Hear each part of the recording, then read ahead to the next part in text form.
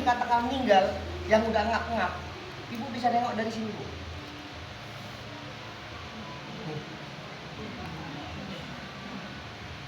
Kalau dia udah berdetak, ada tempo beberapa menit, aku udah mesti siap. Kalau double 2, ambil. Ya. Iya. Kalau dia udah berdetak agak lama, itu sudah memulai. Tapi pas kayak gini, jangan pula nanti dia duduk di rumah atau TV, ibu tengok udah agak lama, mau mati nih. Kacau dalam keadaan berbaring seperti ini. Satu. Yang kedua, yang dikatakan ruhnya sudah keluar, sudah nggak ada lagi, ada 2 dari kaki, tengok. Orang hidup seperti ini nih. Kalau dia ruhnya udah nggak ada, udah lepas, kakinya turun, terbuka gini. Terbuka. 2. Yang ketiga, ada yang modelnya seperti ini, ke depan. 3. Ruh sudah mulai berjalan, pegang yang di bawahnya sini, Bu. Bukan dingin, tapi sejuk. Disiram air makin sejuk. Itu udah mulai jalan tuh ruhnya, Bu. Coba pegang kaki, Bu. Bawah ini. Udah mulai dingin. Nah, terasa Pak, pakai kos kaki. Dah, tidak. Itu seperti sakaratul maut. Nah, di kesempatan lain saya akan kasih tahu kapan ruhnya keluar, apa tanda-tandanya. Boleh nggak ditangisin? Boleh nggak dia sini? Ya Bu, sakaratul maut tidak boleh dia sini. Yang boleh ditalkinkan. Iya. Itu udah ketetapan yang Allah. Ya, dan tidak ada boleh nangis orang di samping sini. Karena buat dia sesak. Kalau dia bisa ngomong dia bangun pasti langsung pukulnya kita, Bu. Karena tak boleh. Dia lagi menghadapi proses. Kita harus mentalkinkan di telinga. Jangan ada satu orang pun yang nangis. Itu kita bahas, saya kasih kelas ibu aja di waktu yang akan datang. Nah, begitu dia meninggal, ibu tahu menghadapi langsung, Pak. Begitu tahu, cari beban yang paling berat. Tapi jangan Al-Quran. Buku lain yang agak tebal segala macam. Kalau ibu tahu dia baru meninggal, udah seperti ini, timpa perutnya. Kurang lebih 1 jam. Tahu nggak fungsi itu apa?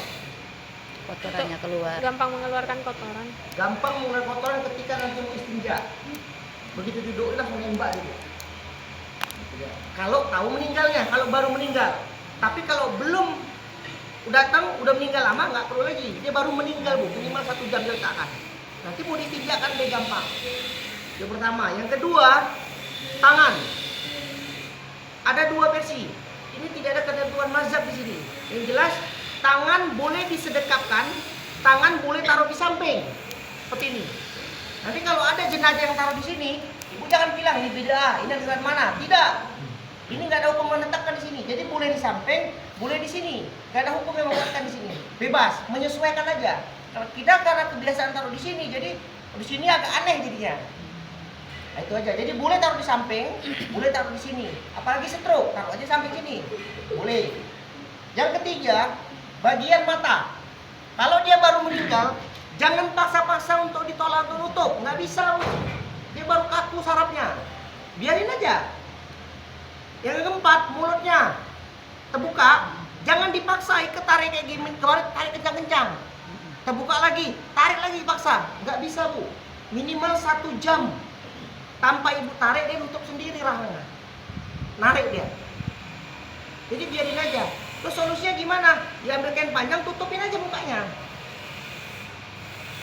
Jadi jangan paksa-paksa tarik, yang ada nanti sakit dia. Kalau dia ngeluh gimana? Duh. Ya kan. Nah, jadi dia paksa-paksa tarik, Pak. Mata dia 1 jam kemudian tengok, dia mulai nutup. Mata mulai nutup tapi nggak full. Nampak dikit, kayak orang macam kurang tidur tuh. Nanti nutupnya ketika pas di pemandian tuh, nanti saya ajarin cara nutup mata. Rahangnya juga begitu, kalau 1 jam kemudian tanpa ibu tarik, dia naik sendiri, karena di sini sarafnya naik dia. Jatuh kemudian, udah mulai nutup, baru tarik dikunci. Itu untuk bagian rahang. Ini prosesnya, menghadapi ketika dia baru meninggal. Setelah itu, apa sih yang harus kita lakukan? Nah, tadi ada 2 versi. Kita mengukur langsung dengan jenazah buat kain kapan. Satu lagi, mengukur buat kain kapan tanpa melihat jenazah bisa buat kain kapan. Tapi sekarang saya ambil opsi yang pertama, mengukur dulu, melihat jenazah untuk buat kain kapan. Halo.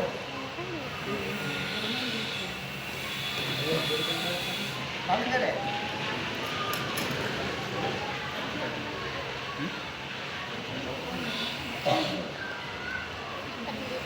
Ini kayaknya bagus nih Pak, nomor 2 nih.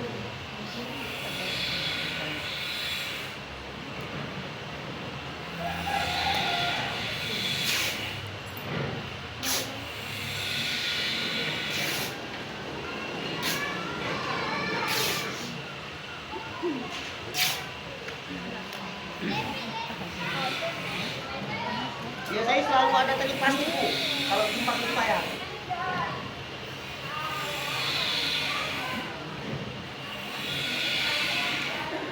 Nih perhatikan Bu, cara ngukur mayat.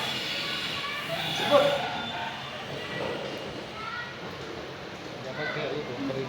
Ya, kita dulu ya. Jangan pernah ngukur mayat dari samping badan. Saya ke ibu-ibu, tapi bapak saya sambil perhatikan Pak ya. Laki-laki perempuan gak ada bedanya Pak, sama aja. Dah, cuma yang nggak boleh bapak mandiin perempuan, apa siapnya? Ini emang serius. Dah, tidak boleh ngukur dari samping badan. Tidak boleh Bu ya. Ngukur mayat dari atas. Kalau dari samping badan, ukuran mayat berbeda Bu. Kain kapan bisa berubah? Nggak bisa ditutup nanti mayatnya. Jadi ukuran dari atas, ikuti lekukan tangan dan gelembung perut. Nah, kalau kakinya seperti ini, kita rapat Bu. Satu aja, teknik ini kita tegakkan. Mayatnya diem aja, orang mati. Oh iya. Saya bingung tuh kalau mayat bergerak-bergerak ya. Udah, begini ditegakkan, ambil dari ujung jempol Bu. Tegak, baru tarik kencang. Itu letakkan bukan di kepala, tapi di ubun-ubun. Ubun-ubun di tengah kepala. Ya, satu di sini, di jempol, tapi tegakkan kakinya. Tarik ke tengah lurus, taruh di tengah ubun-ubun. Yang di tengah ubun-ubun itu baru disimpul. Pertama, nah ini dah, simpul. Sini, mau ubun-ubun, disimpul.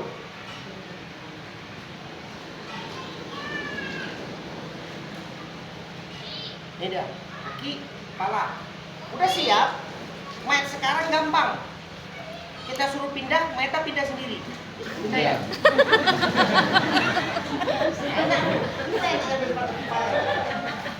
Mayat itu disuruh-suruh. Nah, dah. Setelah udah dapat ukurannya, kaki, kepala. Dari bundalan ini, kita tambah 3 jengkal. Ini ada fungsinya nanti 3 jengkal. Udah. Siapa yang jengkalin, berarti nanti dialah yang bungkus mayat di bagian kepala. Jangan nanti saya yang jengkalin, kan seharusnya saya bagian kepala nih Pak. Tiba-tiba bagian kepala saya kasih sama Mas ini. Kain kapan nanti dibungkus. Bisa kita buktikan lagi. Itulah sakralnya kain kapan Pak. Satu, kedua, saya yang buat kain kapan, udah siap, saya ngelipat. Karena tiba-tiba saya mau ke kamar mandi, kain kapan tadi ini saya serahkan sama Bapak untuk bentang. Itu bisa berubah kain kapan. Boleh tes kalau nggak percaya. Saya sering ngalamin, anggotanya sering kayak gitu. Posisi bisa berantakan kain kapan itu. Jadi ingat ya, siapa yang jengkalin, berarti dialah nanti yang posisi di kain kapan bagian kepala. Itu rumus, jangan nggak ingat. Saya jengkali nih. 1, 2, 3. Itu 3 jengkal kan? Nah, baru kita ngambil kain kapan.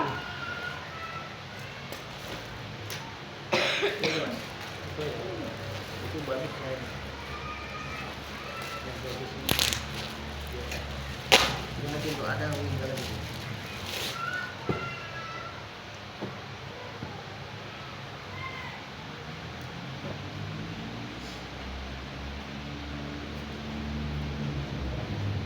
Jadi di mana yang kapan ini? Online. Biasa ibu-ibu. Iya. Ini yang pakai ukuran per meter ya? Iya. Yang lebar 120.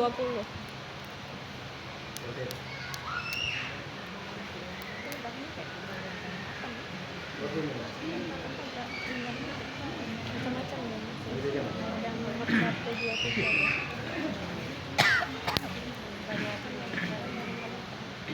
Iya.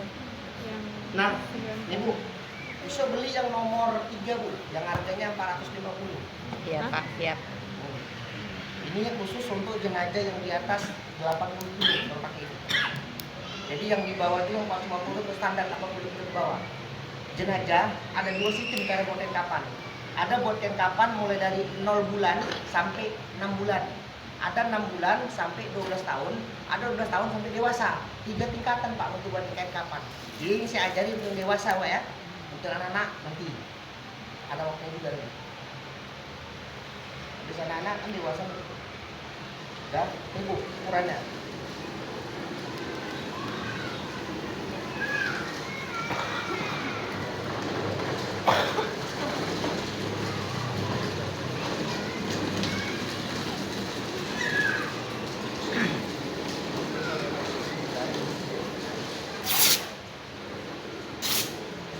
Satu kain, ya.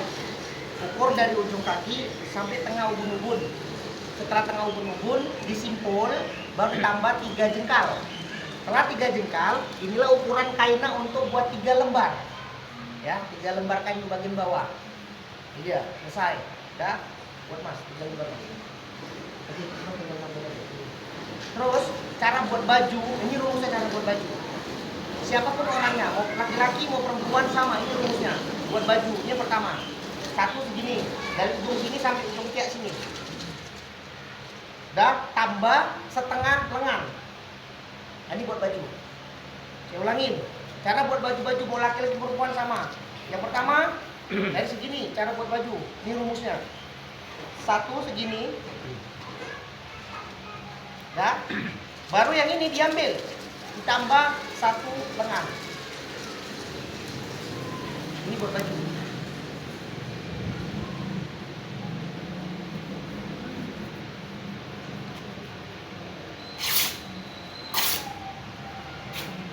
Nah, cara buat lubangnya, perhatikan ngukurnya.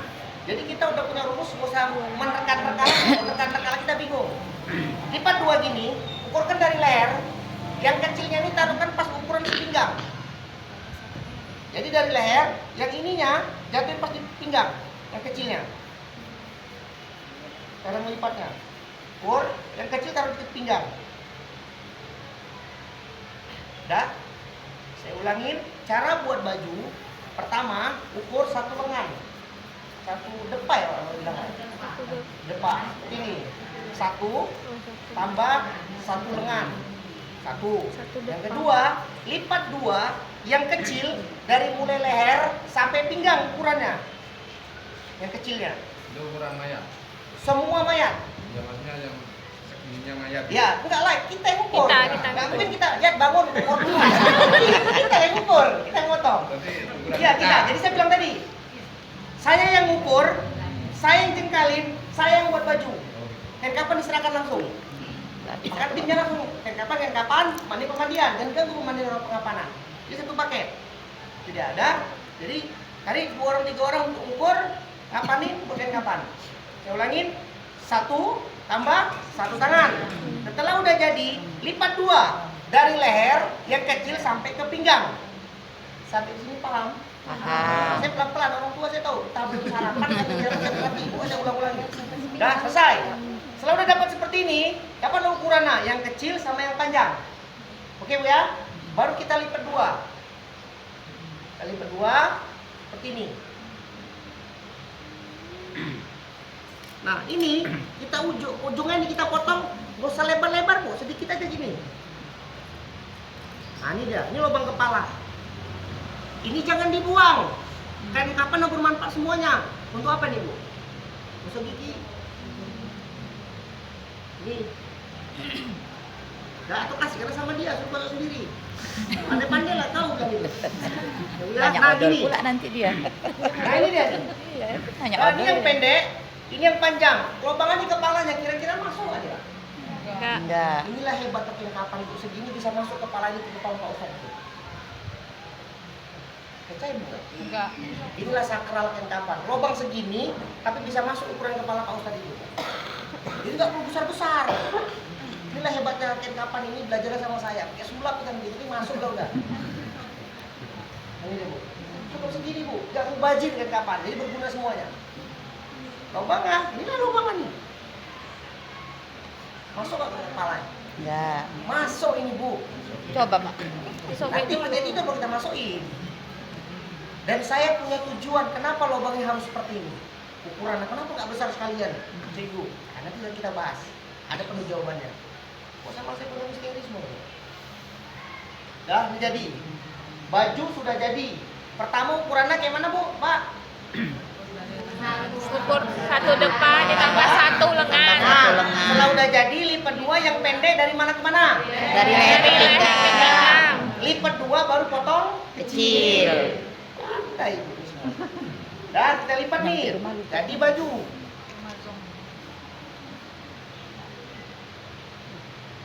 Sekarang sarung. Yang jenajah di atas 80 kilo.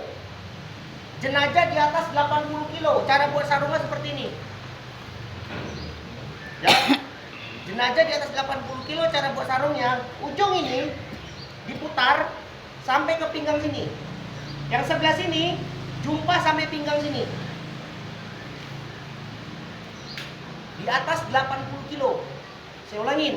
Jenajah yang di atas 80 kilo dari pinggang ketemu sama pinggang baru disobek. Ya. Saya ulangin sekali lagi. Jenajah di atas 80 kilo, mau laki-laki ataupun perempuan. Putar dari pinggang sampai ke Pinggang. pinggang. Jenajah di bawah 80 kilo, mutarnya dari pinggang sampai ke pusat. Udel. Ya, udel. Ulangi, jenajah di bawah 80 kilo, dari pinggang sampai ke pusat. Pak Imam ini ada nggak 80 kilo lebih? Enggak. Tahu Ibu, makannya banyak Ibu. Kira-kira Ususnya nggak ada, panjang, ya? Pak. Berarti kalau nggak ada di bawah 80. ukurannya dari pinggang sampai ke Udel. mantap. Baru kita sobek.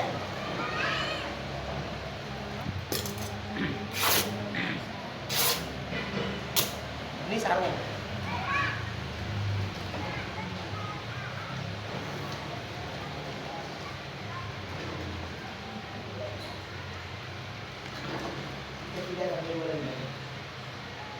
Habis itu apa lagi?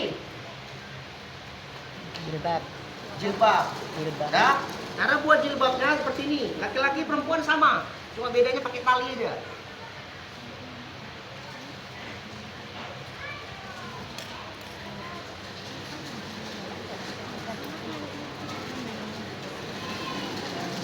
Bentuk langsung segitiga, Bu. Ini. Sama Pak, laki-laki juga sama. Bentuk langsung segitiga. Laki-laki perempuan sama. Bentuk segitiga. Dah? Dah. Bentuk segitiga. Ambil dari sini Mas, dari bawahnya. Ambil dua lembar kali. Dari bawah itu pas ngambil. Dah, segitiga. Laki-laki perempuan sama. Dah, baru potong.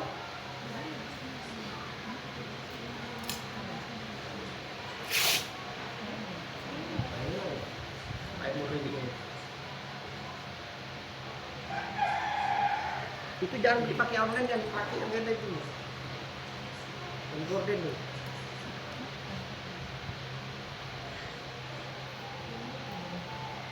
Kain gorden katanya. Yang lebih online itu kain gorden. Nah, ini segitiganya. Laki-laki udah jadi. Di Sekupang belinya. Sekupang Jepangnya. Nah, laki-laki cukup kayak gini aja, Pak. Selesai. Laki-laki selesai. Perempuan nggak nyampe di sini. Laki-laki cukup segini, Pak ya. Segitiga udah jadi, nutup kepala. Perempuannya setelah udah jadi seperti ini, tengok sisi mana yang paling panjang. Bu, Pak, mana yang paling panjang sisinya? Hah? Yang ke bawah, Pak. Sama lah, Bu. Sama kan? Jadi persegi tadi, Pak. Nah, dijadikan jadi persegi. Nanti bebas mau ngambil dari mana aja. Udah sarapan, Bu? Nampak lebih panjang. Iya, dah. Dah, ambil satu tali panjangnya, Pak. Karena nggak keriting dia yang di samping.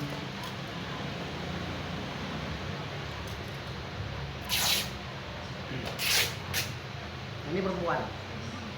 Nah, setelah dibentuk segitiga, ambil satu tali panjangnya. Baru balikkan lagi segitiga seperti biasa, seperti awal. Ini untuk perempuan ya. Nih, ini talinya. Udah, baru balikan lagi seperti awal segitiga. Setelah udah jadi segitiga, di segitiga pertama, baru ambil lipatkan yang kanan. Udah, ambil sejengkal. Nah, ini rumusnya nih. Ambil sejengkal atau setengah jengkal juga boleh. Buka nih Bu. Udah, ini ukuran muka nih. Setengah atau 1 jengkal. Seperti ini. Udah, baru digunting. Sedikit aja. Nah, saya ulangi. Untuk buat jilbab, buat segitiga, baru ditumpuk lagi segitiganya. Boleh setengah jengkal, boleh 1 jengkal. Baru dipotong sedikit, jadi lubang. Setelah udah jadi, dibuka lebar Bu semuanya. Dibuka. Nah, seperti ini. Tali yang panjang tadi masukkan ke lubang.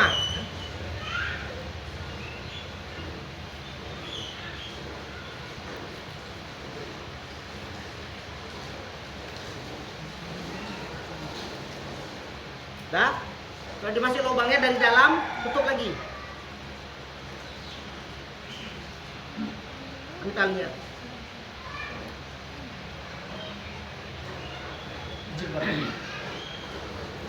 Dari sini paham ya? Jadi segitiga, lipat 2, ambil setengah jengkal atau 1 jengkal, potong sedikit, baru buka, masukin tali dari dalam. Nah, ini jilbabnya. Kalau laki-laki langsung sorban aja Pak. Setelah udah jadi, baru kita buat pempes. Pempesnya kita buat model betul-betul kayak pempes. Jangan model yang panjang lipat gini aja.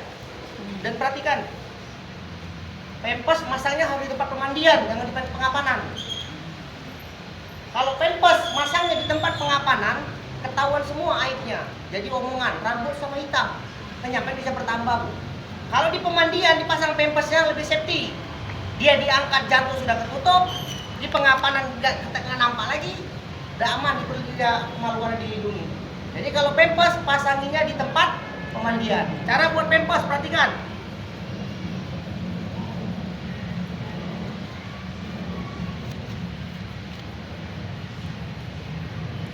Nih, ambil 3 jengkal.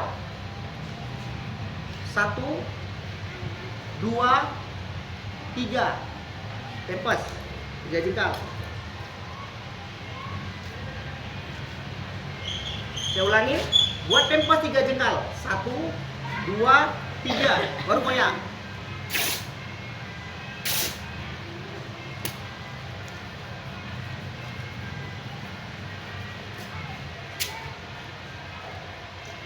Nah, ini jadinya Bu. Ini pempes. Setelah udah jadi seperti ini, sisi yang panjang ketemu sama sisi panjang dilipat 2.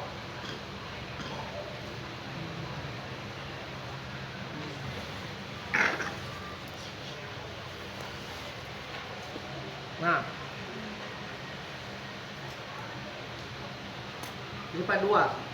Setelah udah dilipat 2, sisi yang sebelah kiri tarik, nutup ke sebelah kanan.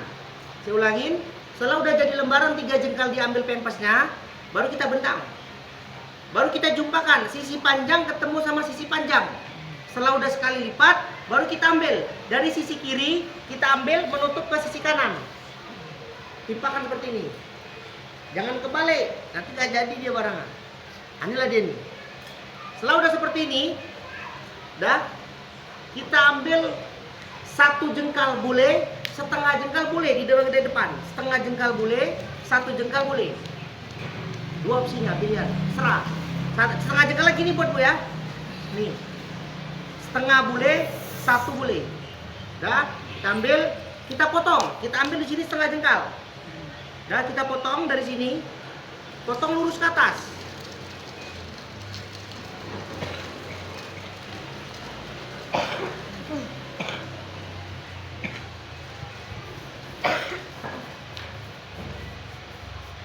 Tapi jangan sampai mentok. Sisain agak lebar. Dah, baru kita putar. Seperti ini yang lagi catat Bu. Setelah udah kita potong lurus, sisain segini Bu. 2 jari boleh, 1 jari boleh lebarnya. Dah, baru kita putar seperti ini. Nah, potong liter L.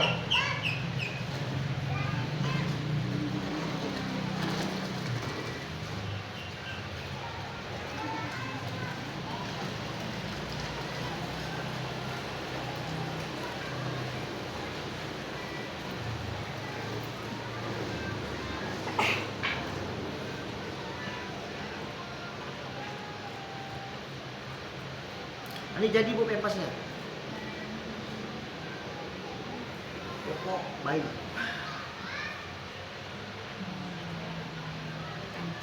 Ya, ini lebih safety Bu. Jangan yang model kayak gini Bu, panjang langsung dibungkus aja kayak gini. Ya, ini makin tempat pemandian lebih aman. Jadi terbungkus, begitu diangkat jenazah, terbuka pun kain ini udah ketutup semuanya, full diikat. Ya, ini udah jadinya nih. Setelah itu ada 2 sisa kain. Ini ada manfaatnya. Ada 2 sisa kain. Kain yang satu kita pergunakan untuk tangan mau istinja. Nah, ada 2 kain dari sisa potongan pempes. Yang satu kita pergunakan untuk kain istinja. Kasih mau bagian istinja. Dan nanti istinja juga ada caranya Pak. Bukan asal main setengah duduk, langsung tekan-tekan aja, nggak keluar kotorannya. Saya ajarin nanti cara neken, narik perutnya, tekan mana yang mau ditekan supaya kotoran bisa keluar. Nanti kita ajarin proses pemandian. Pemandian dari sini kan Pak? Belum ada. Mandi dulu masing-masing Pak. Nah, begitu. Ini sisa satu lagi Pak. Sisa satu lagi. Inilah yang kita pergunakan taruh kapas.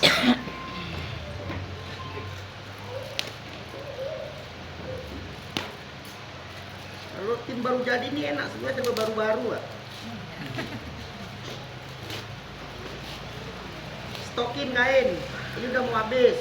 Jadi jangan nanti ada yang meninggal kalang kabut Bu. Kemarin iya ukuran anak kecil aman lah, nanti yang dewasa kurang.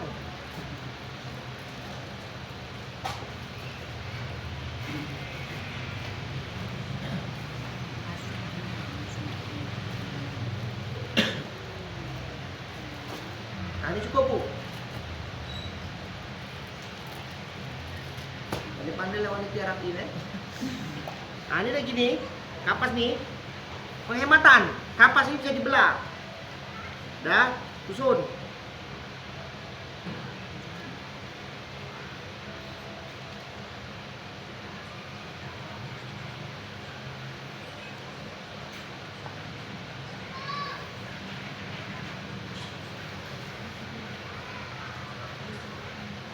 Dah, dilipat mau tutup.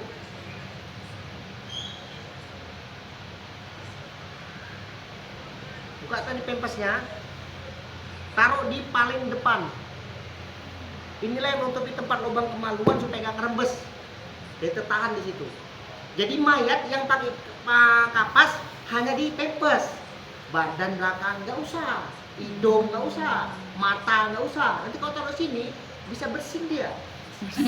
Taruh sini cim ya. Jadi jangan taruh kapas di semua badan. Kapas hanya ditaruh di bagian pempes. Tujuan kapas taruh di pempes untuk menghambat kalau ada cairan yang keluar. Itu aja Pak. Jadi nggak usah aneh-aneh lah musikin kapan. Buat ribet. Dan mandiin mayat nggak usah terlalu banyak-banyak doa. Untuk apa? Doanya cuma doa mandikan, wudhu kan udah selesai. Ingat rukunnya kemarin kita belajar kan? Jadi simpel-simpel aja lah ngurus mayat. Jadi generasi ke generasi mau belajar. Oh ternyata ngurus mayat gampang. Oh ternyata ngurus mayat nggak ada banyak yang dihafal. Oh ternyata ngurus mayat nggak takut. Tapi barang nanti saya kasih tahu. Kenapa ibu nengok mayat belum bisa teriang-iang? Gimana sih solusi mengatasinya? Nanti kita ajarin. Ya, gampang tuh. Nah setelah udah jadi pempes seperti ini, lipat. Kasih sama orang mandikan. Ya, yang 2 kain ini, yang 1 kain ini kasih sama bagian istinja. Atau di istinja nanti. Udah simpan, kasih orang pemandian, selesai.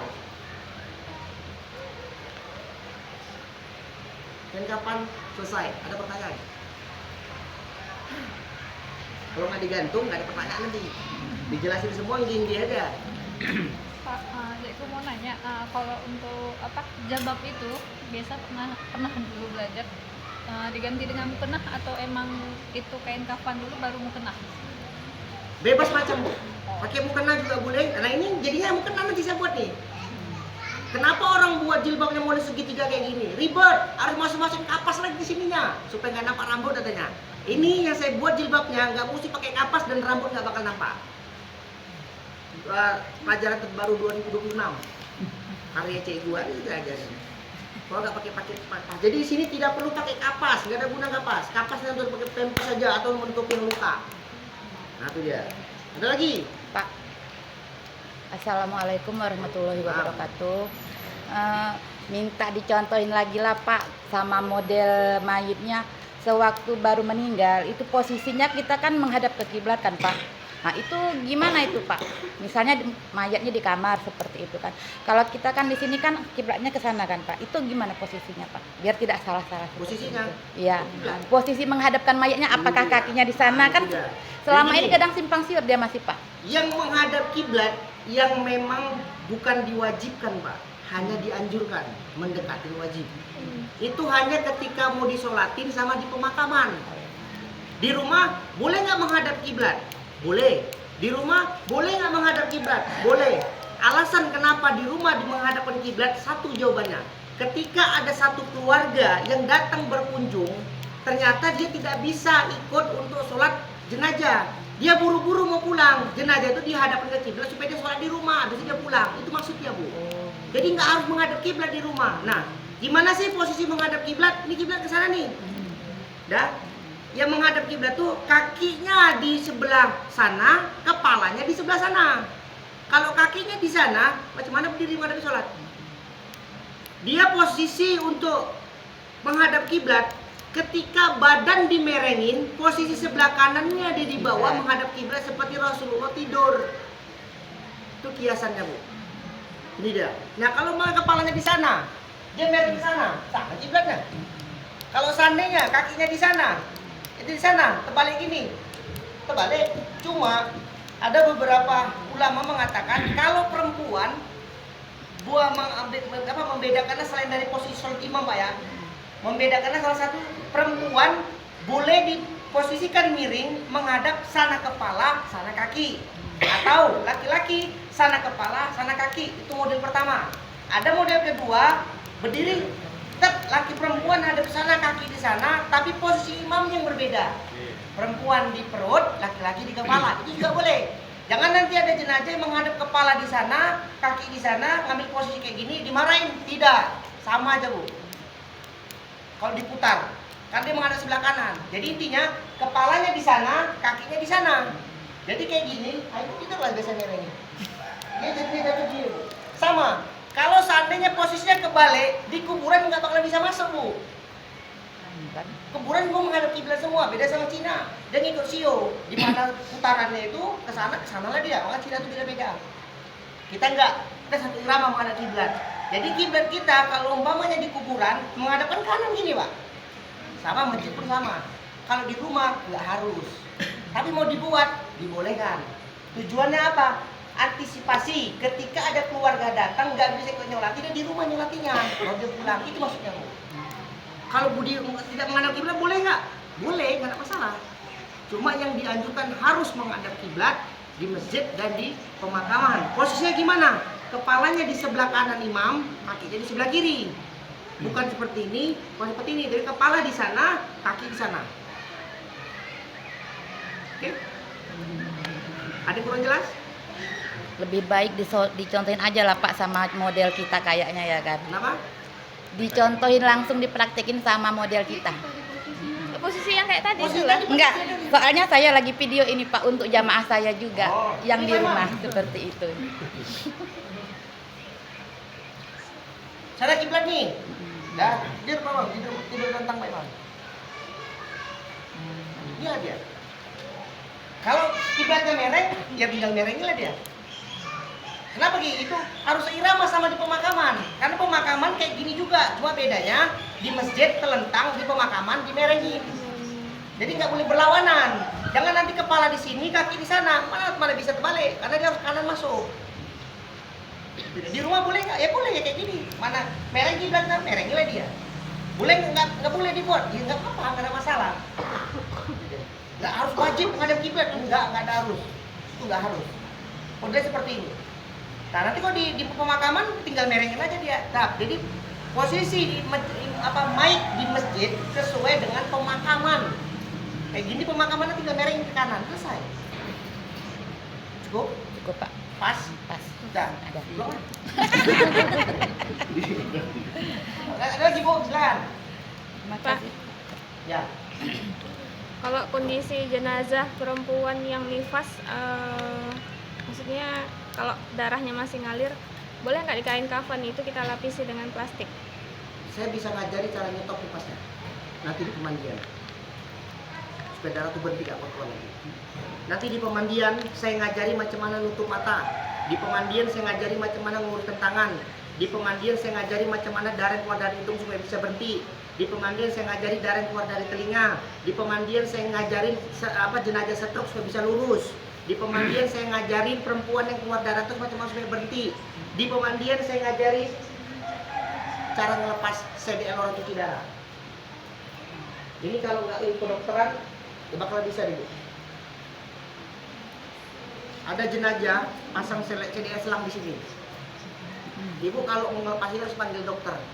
Nanti saya ajari, jadi kita nggak perlu panggil dokter lagi. Supaya darahnya nggak muncrat, macam mana cara ngelepas selang CDL atau cuci darah di sini. Lagi, wah lengkap di sini Bu. Kalau yang ibu-ibu yang KB seperti implan sama IUD itu Pak tidak wajib dilepas kan? Nggak harus, jadi gini. Nah itu materinya di minggu yang lalu. Kami nggak hadir Kenapa Pak. nggak datang? Pengajian Pak. Tugas kami Pak, taklim kami. Saya ulangi. Sesuatu bentuk barang apapun yang melekat di dalam tubuh harus dilepas dengan catatan tidak merusak organ tubuh. Kalau seandainya dilepas merusak organ tubuh, apapun bentuknya yang masang dalam tubuh tidak boleh dilepas. Itu paham? Nah, ada lagi? Ayolah. Angkat tangan tanya. Ada lagi? Ada Pak. Ya silakan Bu. Ini ada juga yang dia meninggalnya di rumah sakit kan. Jadi setelah dibawa pulang, sudah badannya sudah keras kan gitu. Jadi dia punya gigi palsu. Nah waktu mau dimandikan itu nggak bisa lagi dikeluarkan gigi palsunya. Jawabannya barusan tadi saya bilang. Kalau bisa Maklum, dilepas, orang tua, Bu. lepas. Iya. Orang tua mengenai gitu usia udah 70 berapa Bu? Sudah 70. 70? Iya. Banyak bonus udah mendekati itu. Udah. Maaf ya. Saya terima Pak. Jadi gigi palsu itu ingat, Ya. apapun bentuknya barang, apapun benda apapun yang melekat di dalam tubuh, kuncinya melekat di dalam tubuh atau terletak dalam tubuh atau ada barang tambahan yang lengket dalam tubuh, boleh dilepas dengan catatan tidak merusak organ tubuh atau bentuk tubuh. Tapi jika seandainya apapun itu yang meletak di tubuh, jika dilepas merusak bentuk tubuh, tidak boleh dilepas. Lagi, yuk tanya. Sama-sama Bu.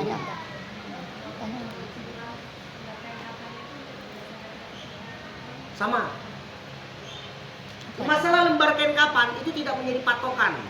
Dulu, zaman Ambia dulu, zaman kain kapan dulu 3 lembar sunnahnya Bu. Kenapa seperti itu? Kain kapan dulu tebal-tebal, kain untuk ihram. Kain sekarang tipis-tipis. Kalau dibuat 3 lembar, mana bisa nutupin?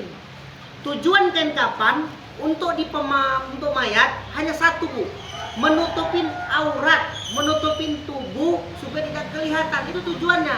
Mau berapa lembar? Ibu mau lebih dari 7, mau 5, 9, boleh nggak? Ada masalah. Anak kecil 3 lembar sudah ketutup, boleh.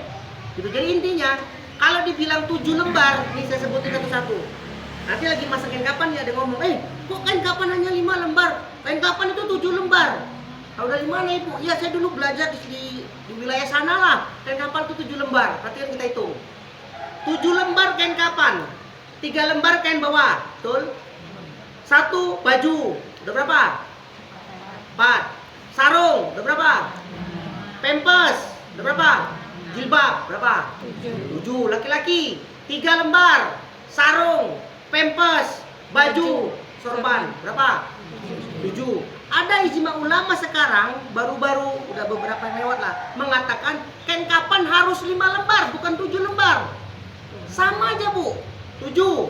3 kain bawah, Udah, satu lembar yang keempat ini dikategorikan satu baju, Satu. udah, kedua sarung, ketiga Keempat. Hah? Sorban. baju sama sarung, udah. Yang keempat dikategorikan yang kelima tapi jadinya keempat dikategorikan jilbab atau sorban dan pempas. Kan 5 juga jadi jatuhnya. Dia menjadi perkumpulan, Bu, disimpulkan. Tapi aslinya sunnahnya dulu 3 lembar. Kenapa? Orang dulu dia tebal-tebal kainnya, Bu. Kain ini mau tengok lah, tebal-tebal. Kain sekarang kayak gitu mau dibungkus 3 lembar. Makanya ada ijma ulama, kesepakatan ulama, boleh dibuat beberapa lembar dengan catatan satu aja makna dari kain kafan. Yang penting tubuh jenazah tertutupi, tidak kelihatan aurat, tidak terbuka. Boleh nggak Cegu kami buat 3 lembar? Ya boleh kalau kain tebal. Cegu boleh nggak kami buat 9 lembar? Ya boleh, nggak ada masalah. Tujuannya satu, Bu, menutupin aurat tubuh perempuan dan laki-laki. Jadi nggak ada patokan mau berapa lembar. Paham, Pak? Tali kain kafan, boleh nggak dibuat 5 lembar? Boleh nggak dibuat 7 lembar? Boleh nggak dibuat 3 tali? Boleh nggak dibuat 9 tali? Boleh. Tali kain kafan tidak menjadi patokan hukum bikin di situ. Mau dibuat berapa? Terserah. Yang penting makna dari tali tadi itu, macam mana kain kafan yang sudah dibungkus di jenazah, tali tadi itu menguatkan, mengunci. Tujuannya supaya kain kafan pas dibawa ke masjid sama ke pemakaman tidak terbuka dan terburai. Kenapa kok 5? Karena enak jumlahnya. Pucung, lutut, bokong, dada, pucung atas. Kalau seandainya dibuat 4, boleh nggak Cegu? Ya boleh. Yang penting bisa nutup, nggak terbuka aja. Anak bayi kan nggak mungkin dibuat 5. Anak bayi cuma pucung, tengah, pucung, 3. Kan nggak harus 5. Jadi tali bebas.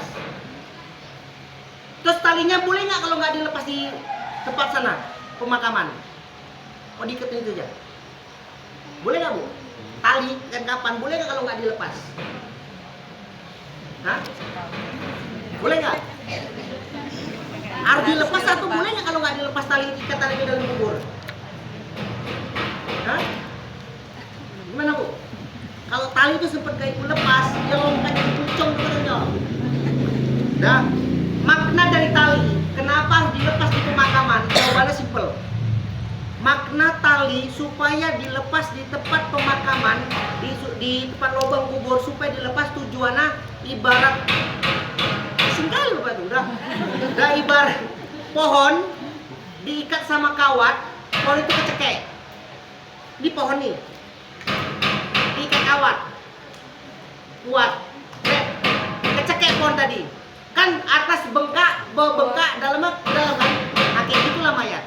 Kalau sempat talinya tidak dilepas seperti bahasanya ikatan pohon yang diikat sama kawat, bengkak dia, Bu, Pak, bengkak busuk.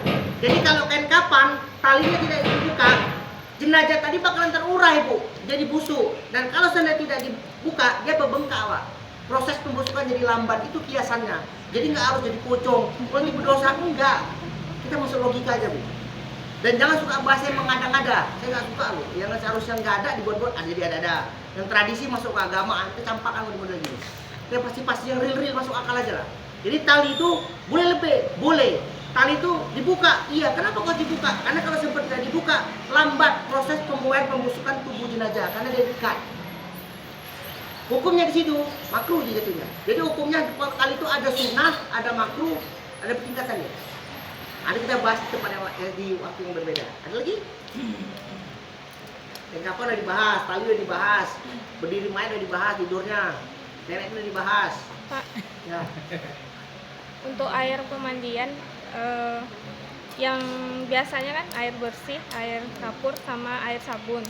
Nah, kemarin waktu kejadian itu kan kami udah siapkan 3 itu, terus ada yang komen ini air bunganya mana, air jeruknya mana gitu. Itulah yang saya bilang tradisi masuk ke agama.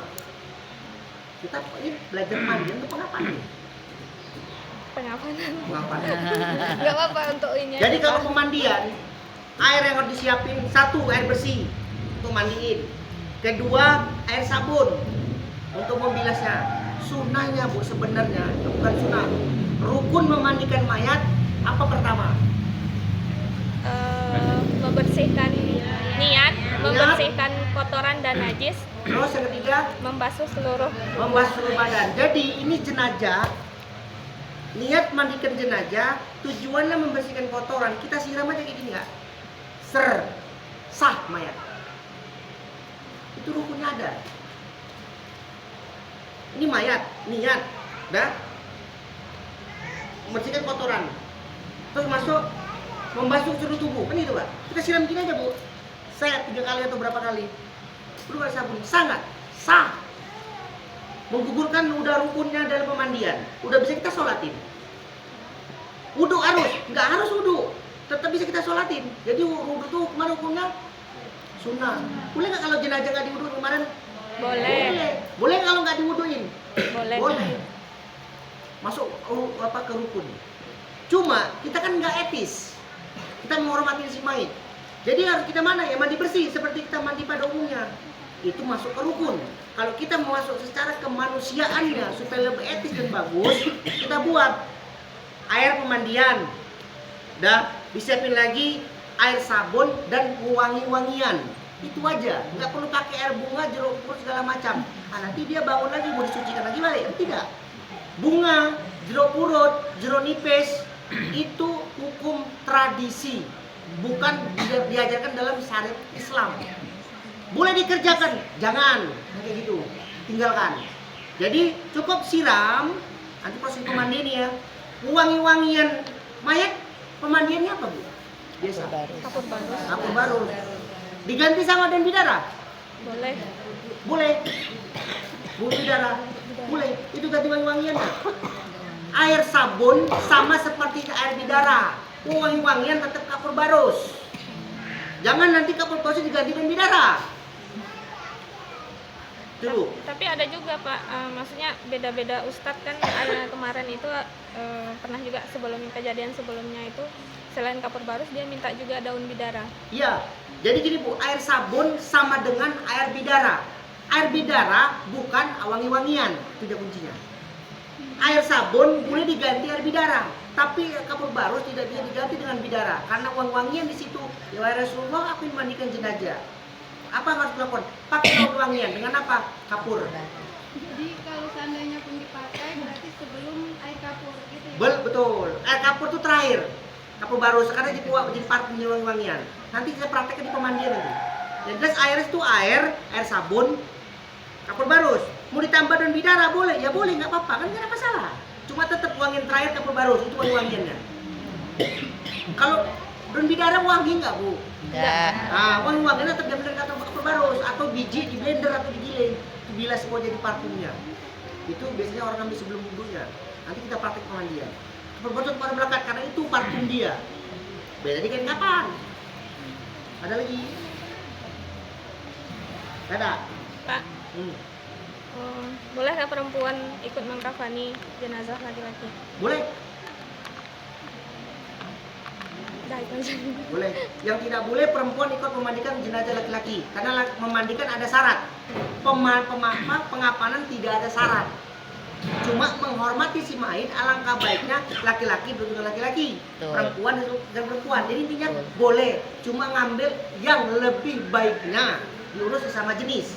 Lawan jenis boleh dimasukin jenazah kecuali hubungan suami istri. Selain dari ini tidak boleh walaupun anak kandung. Ingat tuh Bu ya. Mama yang meninggal, aku anak laki-laki masuk nggak bisa. Suaminya yang berhak untuk masuk dan yang dianjurkan. Anak kandung tak boleh. Itu dia. Terus wudhunya batal, nggak ada cerita batal, sama aja itu. Orang hukum orang wudhu dan hidup setelah udah meninggal putus, sudah tak ada. Jadi siapa menyentuh nggak ada batal-batalnya.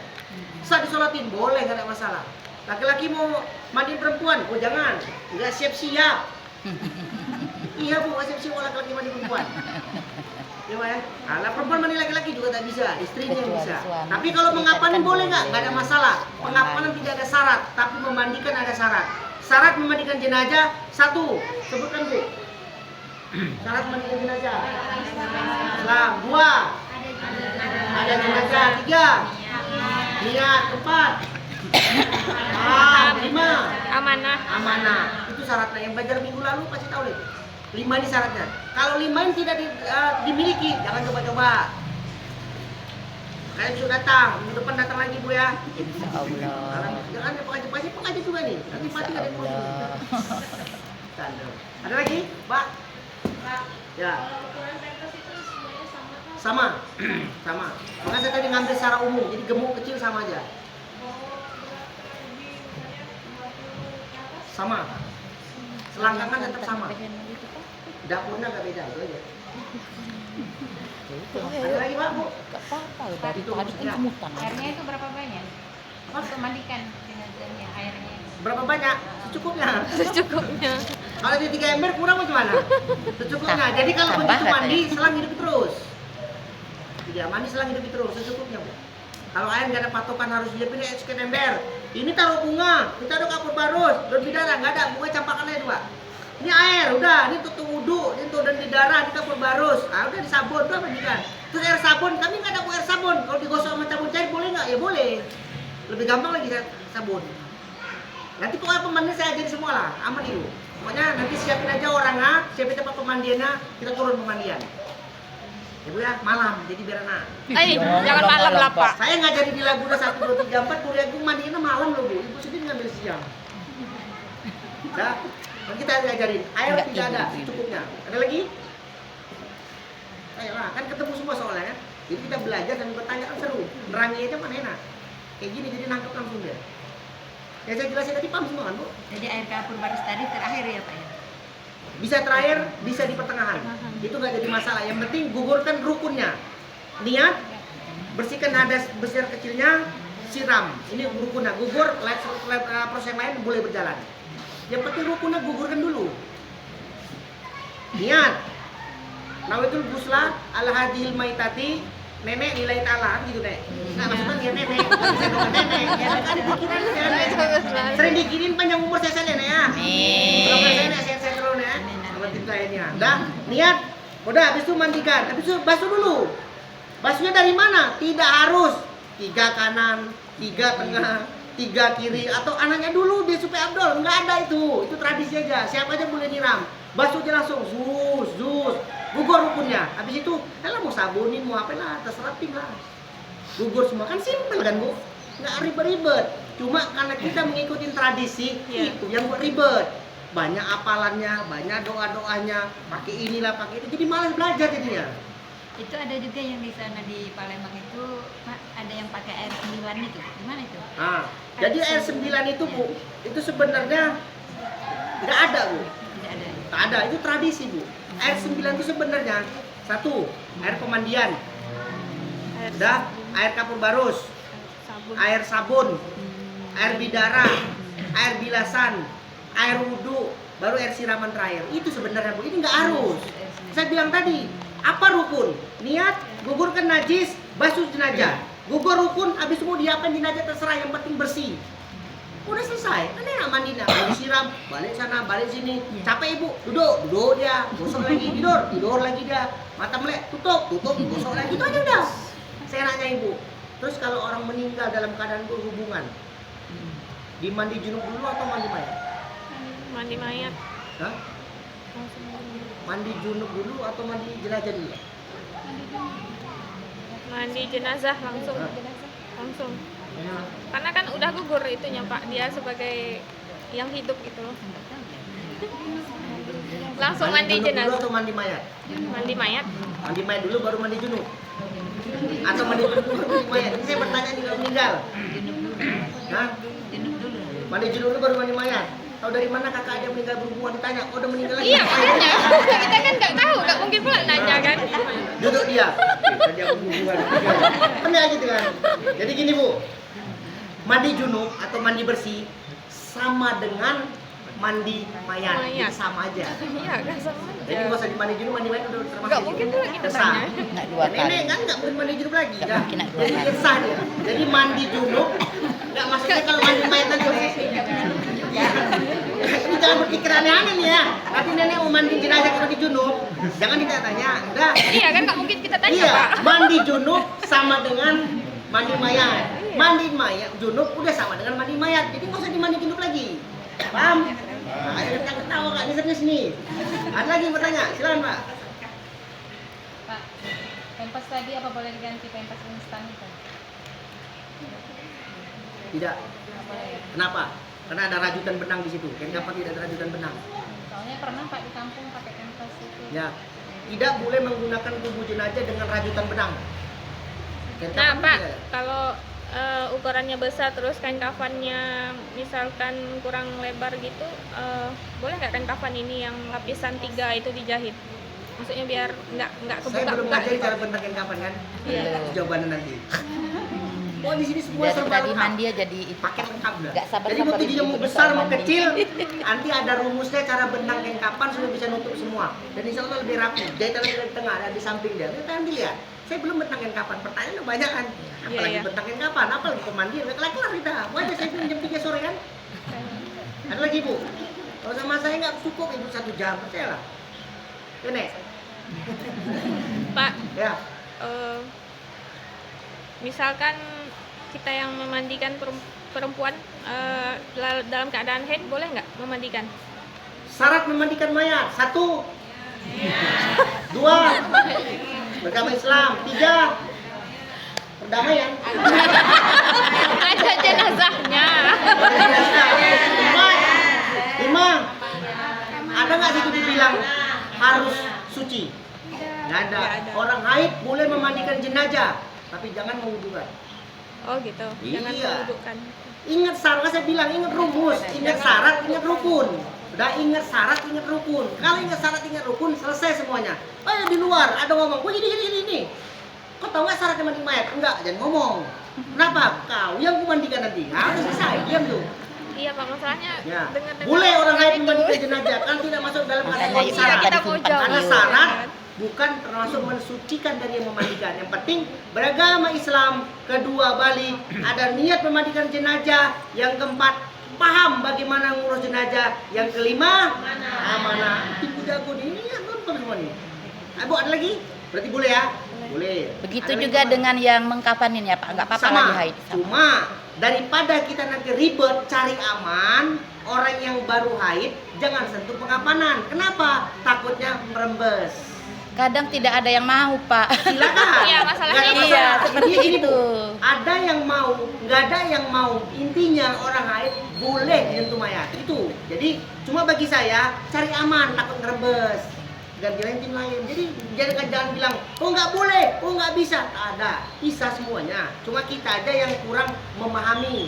Orang yang berbicara lantang tidak punya guru. Dia cuma nengok, dengar katanya. Disuruh kerja tak bisa. Komentar paling jago orang kayak gini. Betul. Tahun selalu sehat dia. Nah, akhirnya cuma mati ya. Nanti lah doanya. Emang kayak gitu. Jadi intinya memandang mayat, ngurus mayat seru kan Bu? Seru asal tahu ilmunya. Kalau nggak tahu ilmunya, serem. Nih. Siapa lagi? Silakan Bu. Pak, bukannya setelah dimandiin itu kan udah disuciin. Nah, untuk kafan ini itu bukannya kalau yang haid itu kan otomatis harus yang suci nggak gitu ya? Udah. Nggak ngaruh. Jenazah walaupun nggak diwudu kan, dia tetap sah. Karena rukun memandikan jenazah 3 tanpa wudu. Diwudukan alangkah baiknya. Jenazah yang tidak diwudukan hilang keutamaan kesucian. Jenazah yang tidak diwudukan tidak jadi masalah kan hukumnya Dia sunnah, tetap sah. bukan termasuk rukun. Kalau umpamanya haid nyentuh batal. Bagaimana laki-laki yang ngangkat tubuh jenazah lah perempuannya? Coba. Tapi kan itu udah terlapisin Pak. Enggak, pasti kesentuh. Pasti ada yang Iya. Hukum ini sampai mau lapis nggak lapis tetap kesentuh. kesentuh batal. Apalagi dalam kuburan ya Pak ya. Iya, di kuburan tengok dibuka kesentuh kan. Makanya jenazah mau diwudu sah. Tapi ingat, gugur rukun dalam mandikan jenazah. Dimandikan alangkah baiknya. Nggak dimandikan, nggak diwudukan, nggak ada masalah. Tetap sah menyolatin jenazah. Ada lagi. Jadi mulai besok haid-haid gak ada orang ngurusin Bu ya. Boleh takut-takut, oh gini nggak, tacik Bu boleh. Nanti dia bandel, telepon saya Bu, kasih telepon saya dia. Boleh Bu, jadi nggak ada masalah, nggak ada ini boleh, ini nggak boleh, ini nggak ada udah Bu. Jangan ikuti tradisi masuk ke agama. Kalau masuk tradisi masuk ke agama kita repot Bu. Semua pantang, semua nggak boleh, semua nggak ini dia mana betul. Ya mandi sendiri lah mayatnya. Iya lah, semua nggak boleh. Gimana? Ada lagi Pak, Bu? Silakan. Kalau boleh minta tipsnya itu tadi Ustaz, untuk bagi pemula yang baru menghadapi jenazah biar nggak terlihat. Oh, itu Betul gampang. tuh Ustaz. Itu nanti. Kalau saya jelasin langsung Takutnya bubar. nanti waktu pulang nanti ada kejadian lagi. Iya loh Ustadz, kemarin omongan Ustadz itu loh jadi kenyataan. Na'udzubillah min dzalik. Nanti diajari. Nanti diajari nanti. Ada lagi, itu terakhir untuk apa? Ada lagi Pak, Bu. Jadi saya mau belajar nanti berikutnya harus lebih ramai lagi Bu. Kita belajar sakaratul maut. Kalau mau belajar sakaratul maut harus majlis taklim. Jadi semuanya paham. Jangan nanti yang ini paham, yang ini nggak datang nggak paham. Ibu buat proses tentang sakaratul maut, dia ngamuk. Kuapen suamiku, nggak paham. Jadi kalau mau sakaratul maut datang semuanya. Jadi ngerti, meninggal suaminya, kita buat dia udah paham. Kalau cuma segini, dia nggak datang, gitu meninggal, kita ibu buat proses sakaratul maut, ngamuk dia Bu. Percayalah, karena nggak paham ilmunya. Tidak. Belajar pada upaya nggak serem kan Bu? Nggak pas menghadapinya Enak, yang Bu. serem Pak. Satu, yang kedua banyak ilmunya sebenarnya kan, dan nggak aneh-aneh sebenarnya Bu pada kipayah. Jadi ikut aja, besok-besok orang lebih banyak lagi. Kemarin 9, sekarang udah 14, ada lumayan nggak boleh daripada nggak sama sekali. Bapaknya kemarin 17, sekarang tinggal 7. Nah, hilang 10. Ada lagi Pak, Bu? Kalau nggak ada kita belajar bentangin kapan? Belajar Ya. bentang. Pertanyaan udah cukup semua ya? Ya. Oke, sekarang kita bentang. Tengok cara bentang.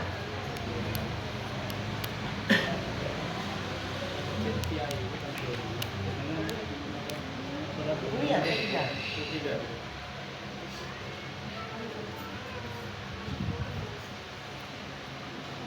Sebenarnya tadi kainnya yang biasa, jadi lebih enak belajar. Ini kain yang lembut. Ya, Mas. Siapa yang menang?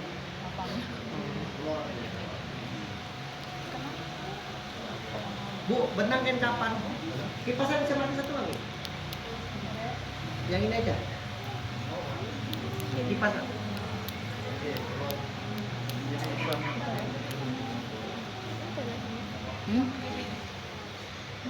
Bentang kain kapan, perhatikan. Usahakan duduk sama-sama sejajar Bu. Jangan satu kayak gini, atau jangan satu lagi mereng kayak gini. Dah, bentang kain kapan usahakan sejajar. Ini ada fungsinya kenapa sejajar. Dah. Pak, misalnya nih, kan rasanya kalau di kampung-kampung ya, ada yang dibawain sama masyarakat semuanya juga. Jadi kain kapan itu ada yang kena noda, ada yang enggak, jadi boleh kita kayak gitu? Boleh. Kan bukan najis ya. Sebenarnya Pak paling abdol, paling baik, paling bagus. Kita ada stok kain kapan sendiri di rumah. Cuma kenapa kita pakai mobil Leyrot? Cuma kadang-kadang kita lupa nyumbang, jadi bantu mobil Leyrot kita nggak cepat. Kalau kita nyimpan sendiri Bu, harta kita sendiri. Kalau mobil Leyrot, harta semua umat tercampur di situ punya orang. Lebih baik, tapi kalau nggak ada ya nggak apa-apa. Dan jangan nanti besok nggak ikut mobil Leyrot, mati sampai ngurusi juga. Mobil Leyrot berapa sih per bulan? 5.000. Nah, udah paten itu. Jangan 2.500 ya. 2.500. Itu loh makanya. Dah Bu, tengok nih. Bentang kain kapan? Tegakkan dulu. Tegakkan bukan yang di tengahnya, tapi ujung sama ujung. Dah, saya ulangin, taruh bawah, tekan ke atas, tegakkan ujung sama ujung. Dah. Saya bagian kepala, kan saya jengkali tadi kan? Berarti saya bagian kepala. Yang di kaki ngikut saya. Kalau saya bilang kanan, berarti kanan saya. Kalau saya bilang kiri, berarti kiri saya. Yang di kaki ngikut aja. Dah, geser. Nah, ini dia. Baru ambil kain 1 sama kain 2. Tarik. Jempol di atas Bu. Jempol di atas, sempat jari ini di bawah. Tarik seret. Naik ke atas. Langsung rapi di bawah Bu. Dah. Kiri, geser. Nah, ini dia. Perhatikan Ibu. Coba satu Mas. Jarak kain yang di satu di bawah sama di atas sejengkal atau setengah jengkal. Ini rumus nih Bu. Mau badannya gemuk besar tetap bisa ini rumusnya di sini. Jarak kain 1 sama kain 2 setengah jengkal gini. Bentuk C Bu ya. Bukan gini Bu. Perhatikan. Jengkalnya bentuk C gini.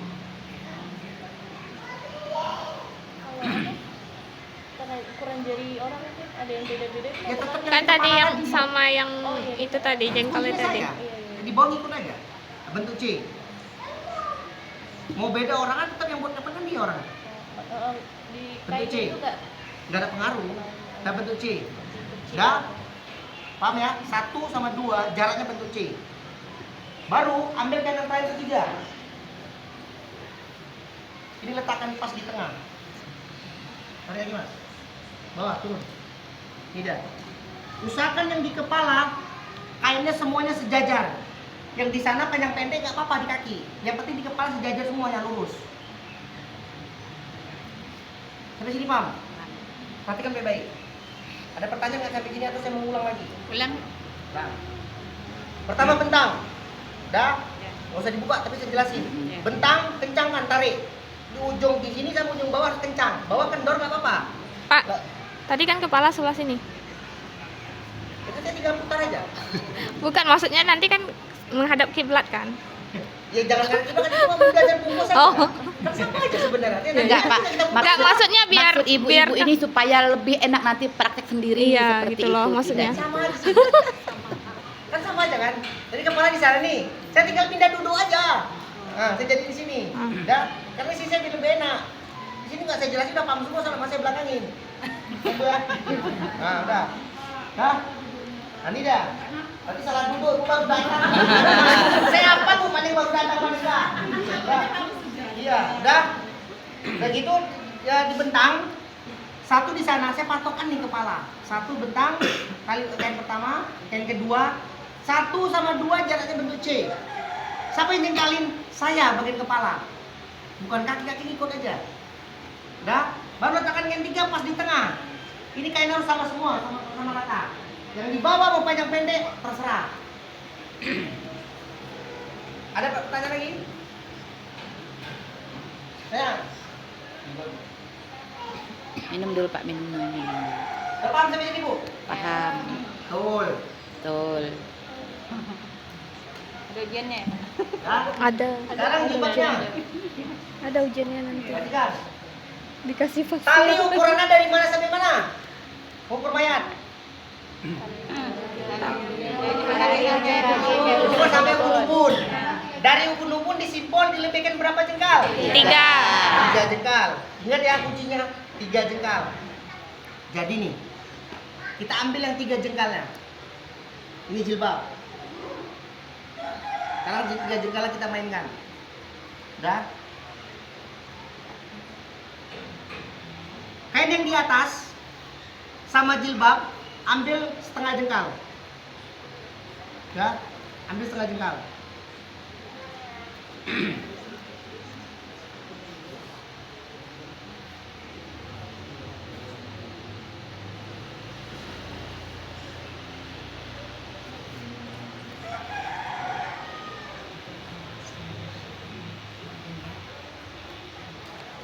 Udah Bu?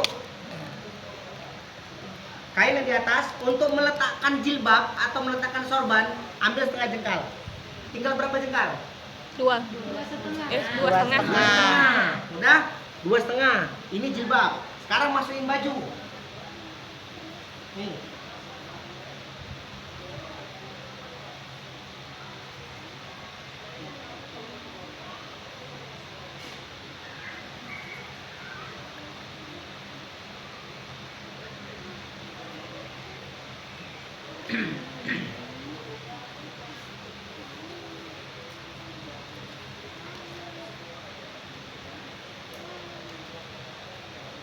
Ya, sekarang masukin baju.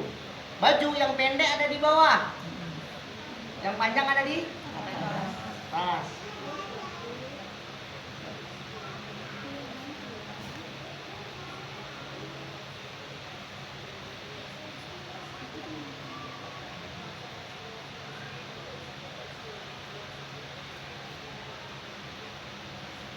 Dari gimana? Nah, setelah baju udah ditaruh kayak gini, ya, baju setelah ditaruh, baru buka dulu Bu. Ambil yang panjangnya. Yang pendeknya di belakang ya, Pak? Pendeknya di bawah. Ambil yang panjang seperti ini. Udah. Dari jilbab ke sudut lubang ini ambil 1 jengkal. Baju ke jilbab setengah jengkal. Itu meletakkan jilbab, rumusnya. Meletakkan baju, letak dulu bajunya, baru buka yang panjang. Setelah udah nampak lubangnya, dari jilbab ke sudut lubang atas, ambil 1 jengkal.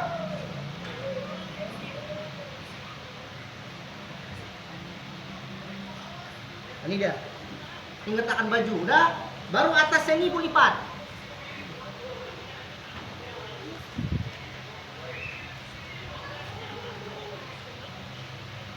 Nah, ini dia. Saya ulangi, betangkan 3 untuk meletakkan jilbab sama sorban dari kain atas ke jilbab sorban berapa jengkal? Setengah. Baru letakkan baju dulu, baru ambil tali yang panjang yang atas, dapat lubang dari jilbab atau sorban ke lubang sudut atas ini Bu ya. Berapa jengkal? 1. 1 jengkal. Baru kita lipat ini ya. Dah, ini baju. Sekarang meletakkan sarung. Sarung boleh letakkan di lebih sebelah kanan boleh, sebelah kiri boleh, bebas Bu, nggak ada masalah, nggak ada patokan sini ya. Jadi mau dilebihkan di sebelah kiri kanan juga boleh.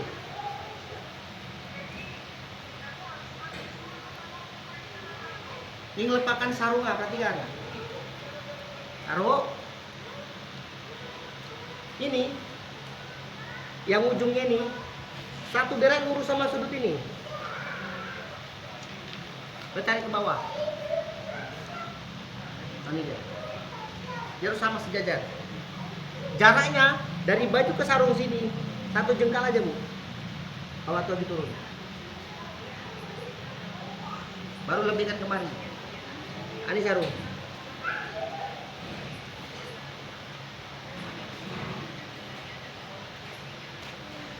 Nah, ini jadi. Nggak perlu kasih kapas. Ada orang kan di sini kasih kapas nih ini. Ah, udah habis kapas, taburin kabel barus. Sederhana. Jadi gini aja. Beli dia. Nah, jadi cukup segini aja, Pak. Ini lo bungkus mayat. Simple, gampang, mudah, cepat. Nggak ribet. Nggak ada kabel barus di sini. Nggak usah aneh-aneh. Kain 3, jilbab setengah jengkal, baju 1 jengkal, baru sarung. Tengahnya sejajar sama lubang. Jarak dari baju ke sarung itu 1 jengkal untuk lebarnya. Baru tarik lebih kemari. Lebihnya boleh ke kanan, boleh ke kiri. Ada pertanyaan sampai sini?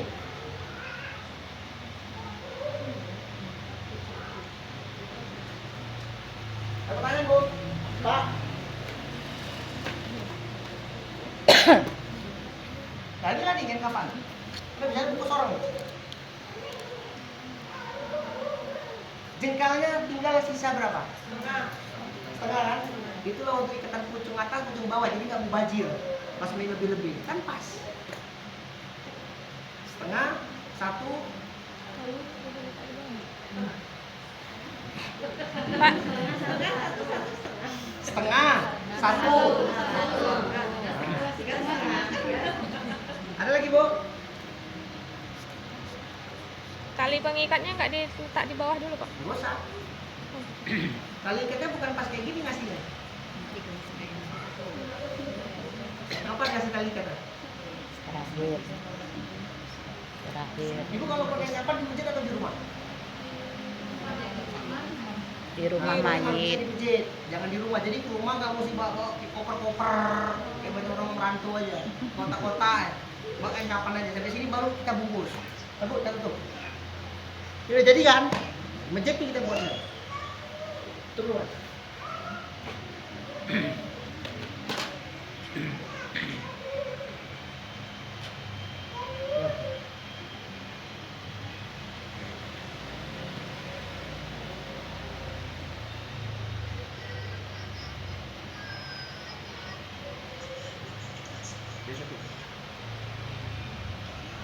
Udah, baru kita masukin talinya. Udah siap, baru gulung. Anggap udah ada tali nih. Nanti saya ajari juga talinya ngambil dari mana, jadi biar gampang. Ini nggak usah pakai tali dulu lah. Udah, ke rumah jenazah cukup bawa ini sama parfum, kan enak, simpel. Nggak usah dari koper lagi. Nggak usah bawa balik kotak lagi. Itu biar aja di masjid. Cukup pemandian, bawa 1 kantong, sarung, kain 2, sabun, sarung tangan, masker, kan enak simpel.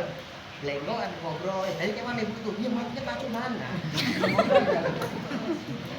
Ada nggak? Jadi gak usah bawa kotak, bawa koper ke rumah, kepo. Ya aku udah mau bentang nih, aku mikir. Jangan. Jadi datang ke sana langsung bagi tim. Mana pemandian, pengapalan masuk ke dalam. Angkat jenazah, rapikan tempat tidur. Di tempat tidur bungkus sabuknya jangan dibawa. Gak menghormati Ismail. Nanti gak rapi udah saya ajarin. Jadi nggak usah nanti udah diturunin masuk tempat tidur, naikkan lagi 2 kali kerja. Kan simpel kan? Dah, blok mana yang tanya? Kayak gitulah Bu. Jadi tinggal bawa ini sama parfum, kan selesai, simpel aja kan? Baru pengapalan, kan enak, nggak ribet-ribet. Baru nyampe lah kita di rumahnya si Polan, baru kita bentang. Ini Mas, Iya, kalau di rumah sempit kan. bentang lagi kapan ya? Di atas tempat tidur. Dah, baru kita buka itu satu. Itu tinggal taruh di atas kasur aja. Pas buat. Nah, saya yang lipat, saya yang motong, saya yang pakai kapan, harus saya yang buka. Diserahkan sama orang, silakan Ibu. Iya, iya. Ah.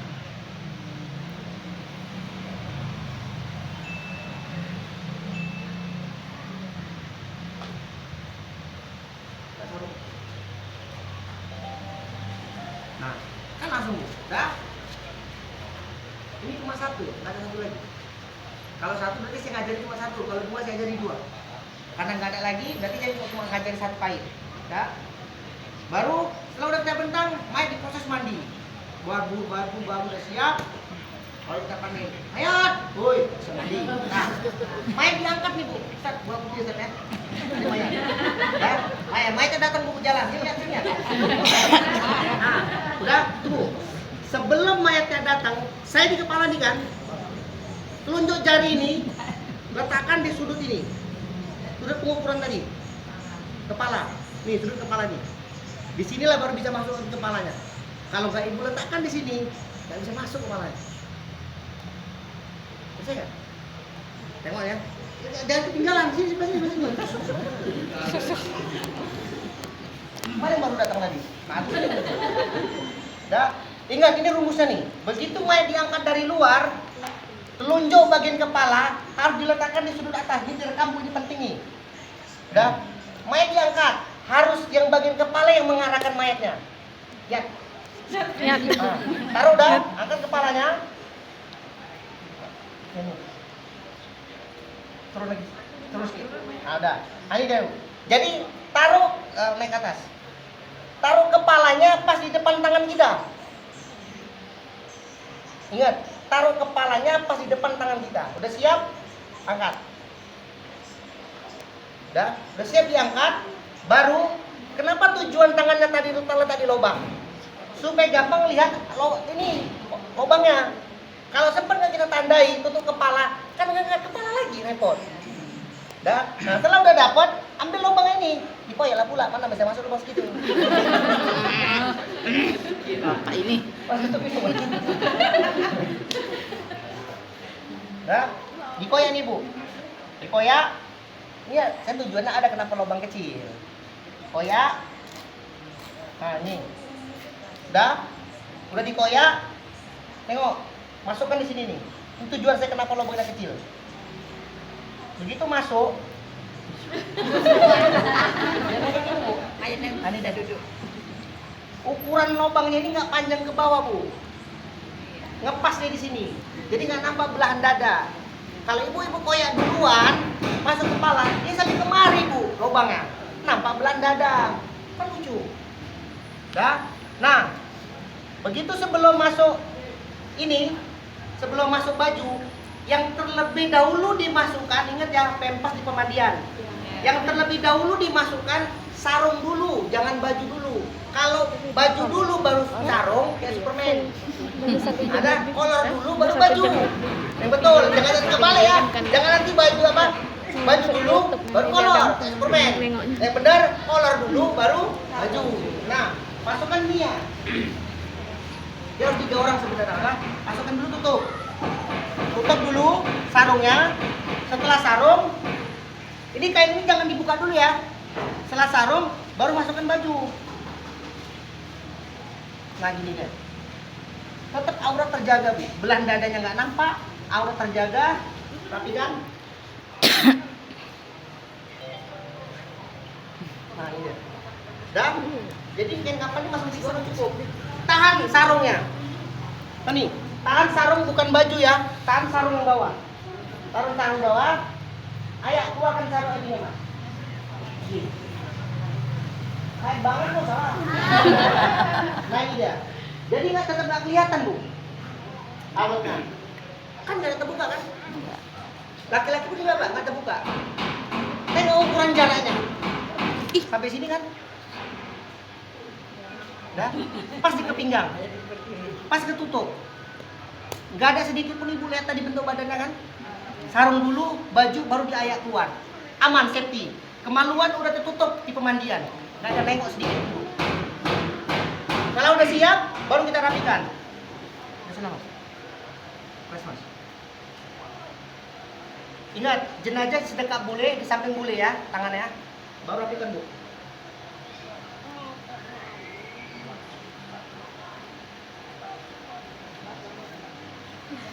Jangan banyak orang banyak tangan, pening kita. Betul. Lagi banyak omong ya. Iya. Banyak yang komen Itu biasanya. yang bikin Ini. Ya, ini baru baju sama sarung, Bu. Dah, tengok nih jilbabnya. Besok tinggal maju lah. Jilbabnya sama Iya, sorban betul. sama, Pak. Kalau sorban Kerja kan lagi bilang gitu kan, Men? Tinggal tutup. Kata Ustaz pun kayak Ini gitu. sorban, Suruh Pak. aja dia kerjakan. Berarti men Sorban. depannya. Kalau perempuan beda. Perempuan ditutupin.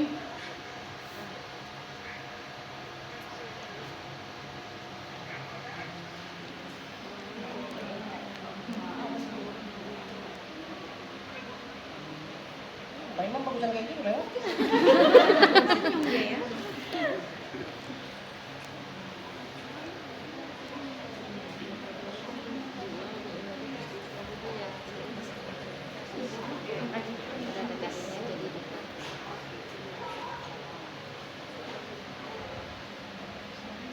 Jadi masing-masing lah beda-beda lah mau bentuk kayak mana. Iya. Tutup. Enggak lah. Nah, perlu nggak pakai kamar atasnya? Enggak. Kan gini dia, ini jadi belum tutup yang 3 Bu, udah rapi. Cantik kali Bapak. Wes. Nanti dah Bu. Kan udah simpel Bu, nggak ribet kan? Nggak ada kapas-kapas kan? Nah, kan enak. Jadi ngapainnya 3 orang cukup, atas, bawah, sama tengah. Nah sekarang kita bungkus. Mas, perhatikan bungkusnya. Sebenarnya harus ada 1 orang itu, 3 orang. Saya yang mengendalikan, saya pakai pujian. Tarik dulu ke atas. Masukkan Mas. Pegang di bawah telapak kaki Mas. Itu dia. Megangnya di bawah tapak kaki, bukan di ujung tapak kaki. Sama, saya juga. Kakinya kayak Ya sudah Fatimah itu. Nah, bagian lainnya. Saya genggam pas rapat sama ubun-ubun Bu. Ngepres, harus ngepres. Yang di bawah rapat di bawah tapak kaki. Ini ngepres. Dah. Baru lagi tak ada lagi. Sebelahnya. Nah, saya ngepres lagi. Ngepres lagi nih. Yang di atas cukup begini aja nih, yang di bawah juga pegang gini. Udah, nanti kita tes, kita lepas, nggak terbuka kainnya. Baru ambil, tengok perhatikan. Kain 1 sama 2, yang terakhir tuh kain 2 tutupnya. Ambil kain 1 dulu. Pull.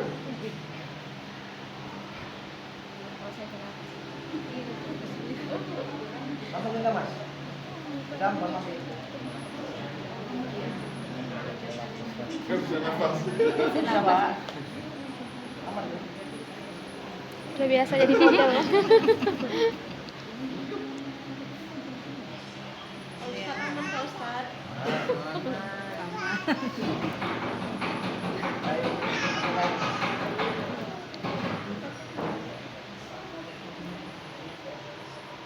Gabung, saya 2. Masuklah. Nah, genggam. Ah. Ya. Oke, silakan dicium dulu. Bergerak mayatnya.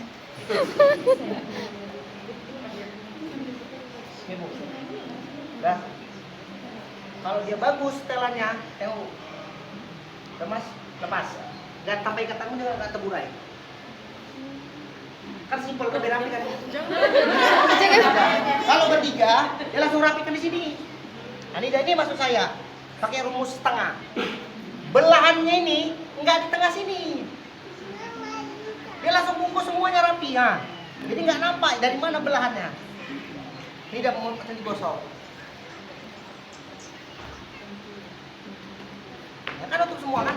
Kan bisa kan mau badan besar kecil. Rumusnya setengah jengkal.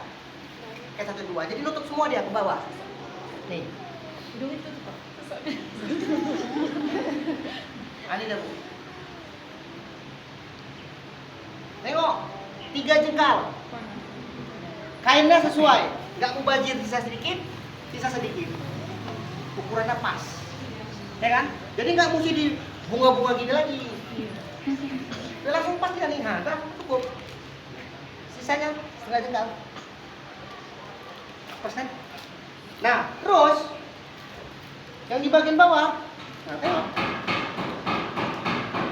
Pas setengah jengkal. Dan ingat, bungkus kapan pucung di bawah, jangan di atas ini. Nah gini, nggak bisa mempan nanti. Nah, genggamnya pas di bawah tapak kaki. Nah gini, nggak sakit dia. Rata-rata lo orang nggak paham, dia kan pucungan di atas ini jadi nonjol gini dah. Biar loncat maksudnya mungkin. Ya gini mana bisa loncat, sandung lah. Nah jadi kan kapannya pas di tengah gini bu, baru rapi dia. Dah, tengok dilepas aman dia bu, tetap rapi. Tinggal ikat. Jadi kan simpel kan bu, simpel, gampang, cepat, nggak ribet, nggak ada bersyarat-syarat apa kapas. Tapi kita bukan kapas.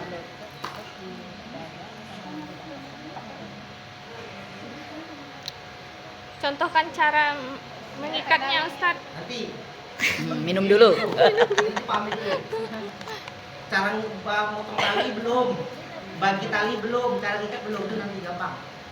Yang penting pahami ini dulu.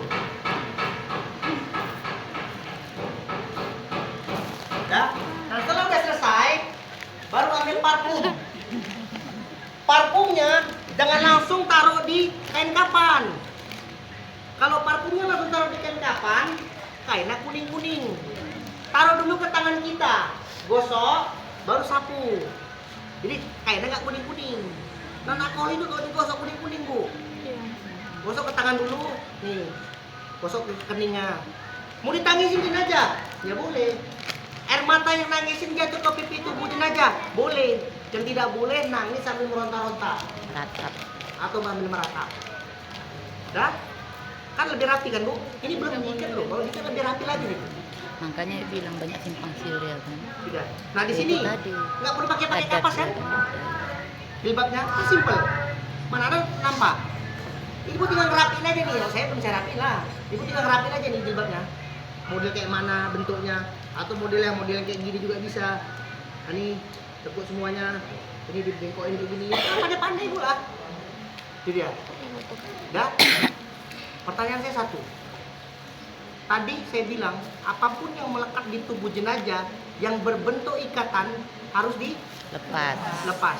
Bagaimana dengan jilbab? Bagaimana dengan pempas yang diikat? Tidak. Kenapa nggak dilepas? Tapi ikatan harus dilepas. Ikatan luar Pak yang dilepas. Hah? Ikatan luar. Untuk aurat.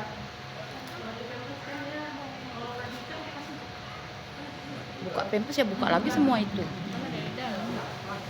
Ikatan dulu. Udah dilepas.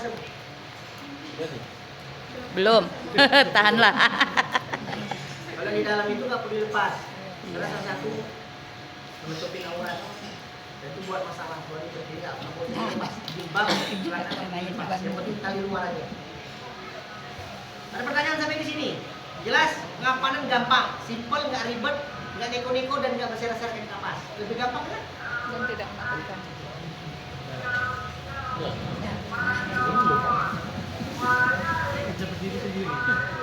Nah, ada satu jenazah. Ini bu, kalau seandainya ibu datang ke rumah takziah, bentar memang. Ini memang. Ini bu, ini yang paling bahaya. Banyak orang nggak tahu sih. Ini masih belum dimandiin bu ya, ini ditutup full. Supaya nggak teriang-iang. Nih siapa yang nanya kayak nggak teriang-iang? Jangan pernah sekali-kali datang ke tempat takjiah. Ingat Pak, ini nggak sempat nanti jadi bahaya. Jangan sempat sekali-kali datang ke rumah takjiah. Yang 8 yang dibedakan Ini tadi belum mana? dimandiin ceritanya Bu ya. Il, Datang ke rumah ada yang takjiah. dibedakan tadi mana? Nengok mukanya seperti ini Pak. Buka sekali, tutup, penasaran, 2 kali dibuka lagi, Videokan tutup, dulu. jangan sampai 3 kali. Udah, ingat tuh. Begitu dibuka yang ketiga kali, harus dibilang bah. Itu masih lari, kabur. Nggak apa-apa ibu buka-buka tuh saya nggak ada masalah. Dah. Rumus saya seperti ini. Boleh kok. Siapapun orangnya yang meninggal, kalau ibu ngurusin mulai dari pemandian, pengapanan, ngukur dan kapan, siapapun orangnya tidak bakal teriang-iang. Berusaha mengingat mukanya pun nggak bakal bisa Pak. Tapi kalau Bapak datang ke rumah takjiah hanya sekedar nengok, ngintip, pulang, itu yang teriang-iang. Kalau nggak percaya cobalah. Kenapa? Rasa terima kasih si mayit. Dia nggak menghampirin. Itu logikanya lah. Jadi intinya, kalau nggak mau teriang-iang, kalau nggak mau teringat-ingat, dia ada di belakang, ada segala macam. Datang ke rumah takjiah, ikut diurus mayat. Mandiin, ngapanin, atau cuma ngapanin aja, cuma mandiin aja. Percaya insya Allah, nggak bakal teriang-iang. Tapi datangnya sekedar buka nengok, itu yang teriang-iang. Ibu sakit, datang orang, nggak masuk kamar, cuma ngintip aja jendela. Cut, kesal nggak ibu? Iya. Awas gua ya. Orang mati gitu kan. Awas gua ya. Itu yang buat teriang-iang Pak. Dan satu lagi yang kedua, siapapun orangnya yang mengurusin si mayit, mandiin, ngapanin, rasa kebahagiaannya itu tidak bisa diungkapin dengan kata-kata dan hati. Selesai keluar, rasanya karismatik itu timbul Bu. Semangat, kayak wibawa itu timbul. Pahalanya sangat besar, luar biasa gitu. Dan berharap besok ada yang mati lagi. Nggak percaya coba lagi. Ini serius saya bilang. Berharap ada yang mati lagi. Kenapa? Kepuasan itu kan bisa dibahas kata-kata Pak. Pengurus orang mayat tadi. Dan begitu ada pengumuman innalillahi wa inna ilaihi raji'un telah meninggal bapaknya ini sekolah, Allah laki-laki pula. Nanti bakal ngalamin kayak ibu rasa kayak gini. Pasti tidak lah. Kalau udah jadi tim ya. Karena orang yang mandikan jenazah orang pilihan Allah, bukan yang mau. Ini datang semua belum tentu jadi semua nih Bu. Paling hanya beberapa orang yang jadi. Fardu kifayah, tim fardu kifayah bukan niat ibu mau jadi, bukan kemauan bapak yang mau jadi. Tapi fardu kifayah adalah pilihan Allah langsung. Kau jadi tim, kau jadi tim, kau jadi tim. Belum tentu jadi semua nih Bu. Kenapa kayak gitu? Yang nomor 5 tadi yang berat Bu, amanah. Itu rasa Allah sendiri yang milih, bukan dia mau. Allah sendiri mau. Makanya tim fardu kifayah adalah orang-orang pilihan Allah, bukan niat ibu. Pahalanya besar, ucapannya asin. Jadi ikut semua belajar, jadi pemahaman, tapi belum tentu jadi semua. Lihat kan? Oke? Nah, ambil makan, mau tanya lah. Jadinya sama banyak dan ngerasa kitanya meninggal. Itu di situ.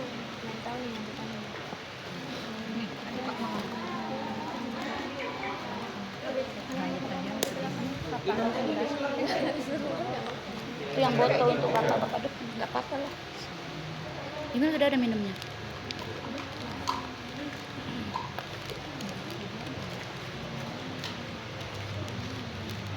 Gua ada mau tanya, gua Pak, silakan Pak. Ambil ilmunya saya bertanya Pak. Bu. Iya Kak Mas, siapa yang Mas? Ayo Kak ya Mas. Paham kan ngapain kan? Sudah. Nah, ya. Nanti bakalan kita ngambil nilai Bu. Nilai pengapanan. Orangnya berapa, nanti dibagi berapa orang buat tim. Satu tim 4 orang. Nanti kita tes satu-satu. Kalau pengapanan, Ibu perhatiin aja. Nanti pas dites belum tentu bisa ngomong segala macam. Jadi kita bagi satu tim nanti 4 orang. Tapi setelah materi siap semuanya, materi pemandian siap, pengapanan siap, materi dasar udah siap, baru kita tes ambil nilai. Kalau bisa rata-rata dapat 80 aja lulus. Kalau bisa juga 80 ulangi. Memang Kita tes Bu. Jadi saya nggak mau Sekalian kayak kita praktek sendiri dulu dari biar kita enak. praktek nggak Kenapa berani, juga anak kita Iya, kalau lupa segala macam. Begitu ingat, tim yang udah jadi sering-seringlah sebulan sekali atau sebulan 2 kali tetap ulang-ulang di masjid. Nanti udah siap, kirim video ke saya. Nanti saya koreksi dari handphone. Oh yang kurang ini. So yang lain kan udah latihan saya itu. Mereka sebulan sekali, dua kali latihan, kirim video ke saya. Nanti saya koreksi. Itu kurangnya sini gitu. Jadi buat benar itu. Kalau nggak ada latihan, jangan nanti ngeblank lupa. Apalagi rumus tadi. Jadi kan enak. Jadi kerjanya enak bu. Enggak, ini udah pas belum? Itu pas nggak gitu lagi. Kita ada rumus. Dah, itu tinggal proses pemandian. Nanti lah kapan-kapan.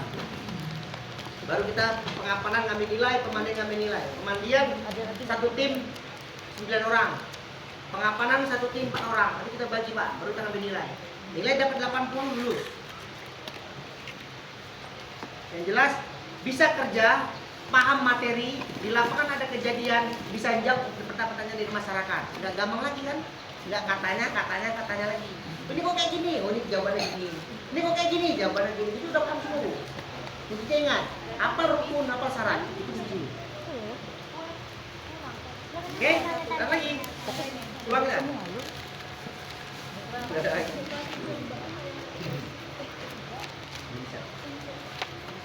Bawain ustadznya itu. Ada? Kalau nggak ada, saya ngambil acak orang belajar tentang kapan. Ada pertanyaan nggak? Nggak ada ya? Saya ngambil